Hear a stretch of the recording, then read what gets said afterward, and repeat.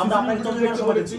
আপনাকে আমরা 24 ঘন্টা সময় দিচ্ছি। 24 ঘন্টার মধ্যে কোন কোন কুলাঙ্গার ক্যাম্পাসে প্রবেশ করে প্রশ্ন লাগাইছে এটা আপনারা সিসিটিভি ফুটেজ থেকে আইডেন্টিফাই করে এদিকে বিষয়টা নিয়ে আসবেন। এটা আমাদের পক্ষ থেকে আলটিমেটাম। আপনি এবং বিশ্ববিদ্যালয় প্রশাসনের যাদের যাদের গাফিলতি আছে, যারা যারা জড়িত আছে, যে সকল প্রত্যেককে স্টাফ, যে সকল শিক্ষক বা প্রক্রিয়াল টিমেরও যদি কেউ জড়িত থেকে থাকে, প্রত্যেকটা সিসিটিভি ফুটেজ দেখে চেক করতে হবে। কারণ একটা প্রক্রিয়াল টিমের গাড়ি সবসময় মুভিং এর উপর থাকে এবং যেসব রাস্তা লাগাইছে পোস্টার, প্রত্যেকটা রাস্তায় মানে প্রত্যেকটা জায়গায় রেগুলার প্রক্রিয়াল বডির গাড়ি কিছুক্ষণ পর পর টহল দেয়। বিশেষ করে যেন শ্যাডো যে রাস্তাটা, এবারে সেন্ট্রাল লাইব্রেরি যে পাশে রাস্তাটা, এখানে সবসময় প্রক্রিয়াল টিমের গাড়ি একটু পর পর টহল দেয়।